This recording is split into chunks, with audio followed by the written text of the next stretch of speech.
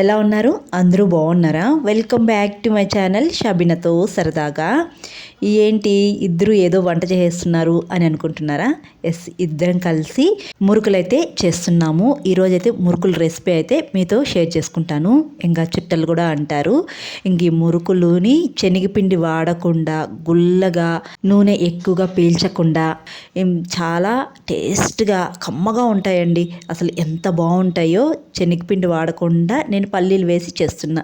ఈ మురుకులు చేయడానికి మార్నింగే లంచ్ ప్రిపేర్ చేశాను. గుమ్మడికాయ ఫ్రై పప్పు చేశాను అనమాట. ఇంక ముందు రోజు నేను హల్వా చేస్తున్నాను గుమ్మడికాయతో. అది కూడా ఫుల్ రెసిపీ పెట్టాను చూడండి. ఈ వీడియో కింద డిస్క్రిప్షన్లో లింక్ ఇస్తాను. దాంట్లో కొంచెం తీసి ఫ్రై చేశాను అనమాట. ఇదంతా పని అయిపోయిన తర్వాత మార్నింగే మురుకులు చేయడానికి సిద్ధమైపోయాము. ఇంక ఈ మురుకుల రెసిపీ కూడా కొలత ప్రకారం ఎలా చేసుకోవాలనేది కూడా ఈ వీడియోలో చెప్తాను. ముందుగా అయితే బియ్యపిండి తీసుకున్నాను. బియ్యపిండి బయట మనం ప్యాకెట్లు 1/2 కిలో 1 కిలో దొరుకుతుంది కదా, అలా అయినా తీసుకోవచ్చు. లేకపోతే బియ్యం కడిగి ఆరబెట్టి మిల్లుకు కూడా పట్టించుకోవచ్చు అనమాట. తర్వాత పల్లీలు అయితే లైట్గా వేయించుకోవాలి. మరీ ఎక్కువగా వేయించకూడదు. ఎక్కువగా వేస్తే మురుకులు అనేది ఎర్రగా వచ్చేస్తాయి. లైట్గా వేయించుకొని ఇలా పొట్టు తీసుకునేయాలండి. పొట్టు తీసుకోకపోతే మురుకులు అనేది ఎర్రగా కొంచెం బ్లాక్ కలర్లో అట్లా వస్తాయన్నమాట. వీలైనంత వరకు పొట్టు తీసేయండి. నేను కొద్దిగానే తీసిన, అక్కడికి మురుకులు అయితే కొంచెం ఎర్రగానే వచ్చాయి. ఇంకా పల్లీలను అయితే లైట్గా వేయించుకొని పొడగొట్టుకునేసాను. నేను 1/2 కిలో బియ్యం పిండి అయితే తీసుకున్నానండి. కరెక్ట్గా తీసుకున్నాను. నా దగ్గర వెయిట్ మిషన్ ఉంటే దాంట్లో అన్ని కొలత ప్రకారం తీసుకున్నాను. తర్వాత 1/2 కిలో బియ్యం పిండికి 1/2 కిలో శనగగింజలు అయితే తీసుకున్నాను. ముందుగానే పల్లీలు వేయించే ముందే కొలత వేసుకొని వేయించుకున్నాను అనమాట. పల్లీలను లైట్గా వేయించుకొని మిక్సీలో పొడగొట్టుకొని జల్లిబట్టిన అవసరం లేదు, అలాగే డైరెక్ట్గా వేసేయచ్చు. వేసి బాగా కలుపుకునేయాలి. ఇప్పుడు ఈ పిండిలో రుచికి తగిన సాల్టు, తర్వాత రెడ్ చిల్లీ పౌడరు, సోంపు అయితే 1 స్పూన్ తీసుకున్నాను. చేత్తో బాగా క్రష్ చేసుకొని వేసుకునేయాలి. ఇవన్నీ పిండిలో బాగా కలిసిపోవాలండి. బాగా కలుపుకునేయాలి. మనకు పల్లీలు మనం వేయించి పొడిగొడతాం కాబట్టి అవి ఉండలుగా ఉంటాయి. అలా ఉండలు లేకుండా బియ్య పిండిలో బాగా కలిసే విధంగా కలుపుకునేయాలి. నా దగ్గర ఈ వెయిట్ మిషన్ అయితే ఉన్నింది. దీంతోనే నేను బియ్య పిండి కానీ పల్లీలు కానీ అన్నీ కొలుచుకున్నాను. పిండిలో అన్నీ వేసి కలుపుకునేసిన తర్వాత లాస్ట్లో నెయ్యి అయితే 1 స్పూన్ వేసుకుంటున్నాను. నెయ్యి వేసుకుంటే మురుకులు అనేది చాలా గుల్లగా చాలా బాగొస్తాయండి.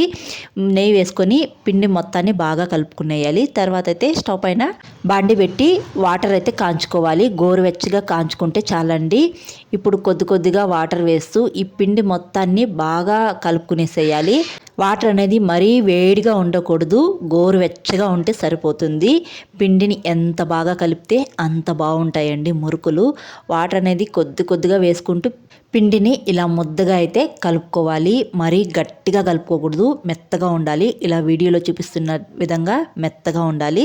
తర్వాత ఒక తడి బట్టను అయితే వేసుకోవాలండి. ఒక 1/2 అవర్ ఇలా తడి బట్ట వేసి అలా వదిలేసేయాలి. నేను ఇదంతా పని చేసి వచ్చాను చూడండి. మా ఆయన రిలాక్స్గా సెల్ అయితే చూస్తూ ఉన్నాడు టీవీ పెట్టుకొని. ఇంకా 1/2 అవర్ తర్వాత మా ఆయనే కదా మురుకులు చేసేది, అందుకే రిలాక్స్ అవుతూ ఉన్నాడు అనమాట. ఇంకా 1/2 అవర్ తర్వాత స్టవ్ పైన బాండి పెట్టుకొని ఆయిల్ వేసుకొని కాంచుకోవాలండి. ఇంకా 1/2 అవర్ తర్వాత పిండిని కూడా తడిబట్టి తీసేసి ఒకసారి పిండిని మళ్ళీ బాగా కలుపుకోవాలండి. ఎంత బాగా కలుపుకుంటే మురుకులు అంత బాగా వస్తాయి. మీరు పిండిని అయితే చాలా మెత్తగా బాగా కలుపుకోండి. స్టిక్కీగా కూడా ఉండకూడదు. పిండి వీడియోలో చూపిస్తున్న విధంగా మెత్తగా బాగుండాలి. మనం మురుకులు చేయాలంటే పిండిలోనే ఉంది. పిండిని ఎంత బాగా కలుపుకుంటే మురుకులు అంత బాగా వచ్చేస్తాయి. పిండి బాగా కలుపుకునేసిన తర్వాత మురుకులు చేసే మిషన్ ఉంటుంది కదా, పిండిని ప్రెస్ చేసే మిషను, అదైతే తీసుకొని కొద్దిగా పిండి దాని లోపల వేసి మనం ఏ షేప్లో కావాలో ఆ షేప్లో పిండిని అయితే ఒత్తుకునేయాలి మురుకుల్లాగా. నాకు వచ్చిన విధంగా అయితే నేను ఇక్కడైతే చేస్తూ ఉన్నాను. ఒక పక్క చేస్తూనే ఇంకొక పక్క మా హస్బెండ్ అయితే తింటూ ఉన్నారనమాట. మురుకులు ఎంత టేస్ట్గా వస్తాయంటే అంత కమ్మగా ఉంటాయి పల్లీలతో చేస్తే. మా అమ్మ ఎక్కువగా చేసేది, అందుకే నేను పల్లీలతో ఒక 1/2 కిలో పిండి వేసి చేశానఅనమాట. చాలా బాగా వచ్చాయి. నేను ఒక సైడు మురుకుల్ని ఒత్తుతూ ఉంటే మా ఆయన ఇంకో సైడు కాల్చేస్తూ ఉన్నారు. ఒక్కదాన్ని చేయాలంటే దాదాపు 3 అవర్స్ అలా పడుతుంది. అదే ఇద్దరు హెల్ప్ చేసుకొని చేశారంటే 1 అవర్లో 1.5 అవర్లో మురుకులు అయితే చేసేయచ్చు. చూడండి ఇలా చక్కగా నేను అన్నీ పిండేశాను. మా ఆయన అయితే చక్కగా తీసి ఆయిల్లో వేసి ఫ్రై చేసేస్తున్నారు.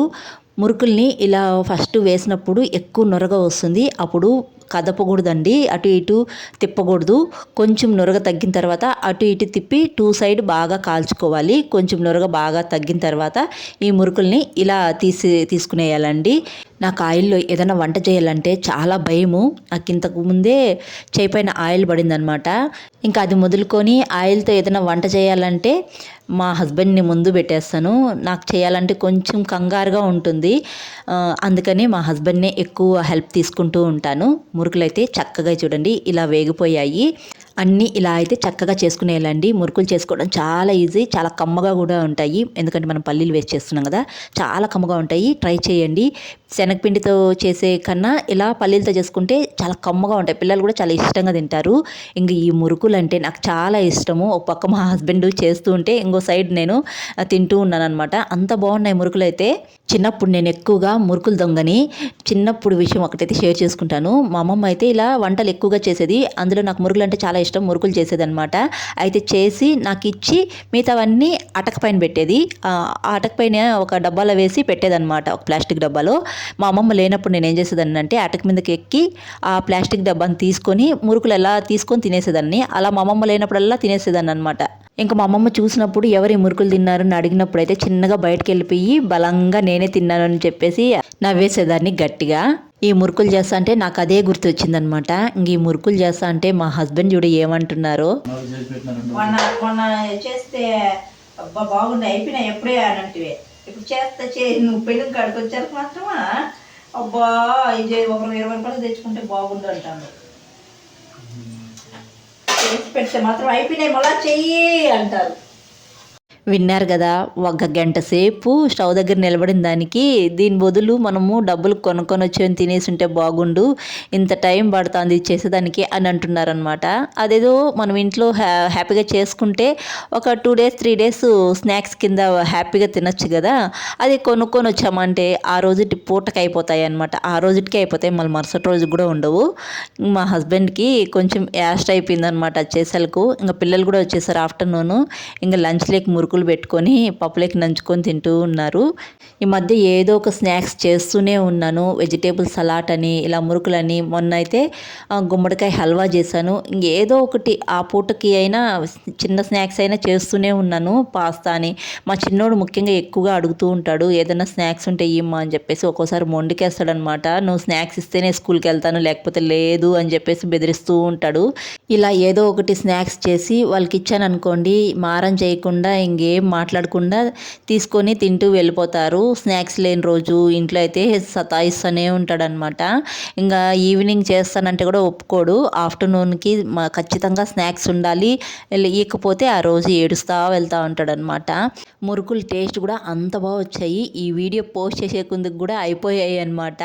అంటే 2 డేసే ఉన్నాయి మురుకులు కూడా. అప్పటికే మా పిల్లలు ఖతం చేసేసారు. శనగపిండి మినప్పప్పుతో చేస్తూ ఉంటారు కదా, ఇలా పల్లీలతో ఒకసారి ట్రై చేయండి. చాలా బాగా కుదురుతాయి, చాలా టేస్ట్గా కమ్మగా ఉంటాయి. మీరు కూడా ట్రై చేసి ఎలా వచ్చాయో తప్పకుండా కామెంట్ చేయండి. ఇంక ఈ వీడియో అయితే ఇక్కడితో ఎంజాయ్ చేస్తున్నాను. వీడియో నచ్చితే ఒక చిన్న లైక్ ఇచ్చి వెళ్ళండి అబ్బా. కొత్తగా చూసేవాళ్ళు జర సపోర్ట్ చేసి సబ్స్క్రైబ్ చేయండి. మరొక మంచి వీడియోతో కలుద్దాం. అంతవరకు షబీనాతో సరదాగా. Thanks for watching. బాయ్.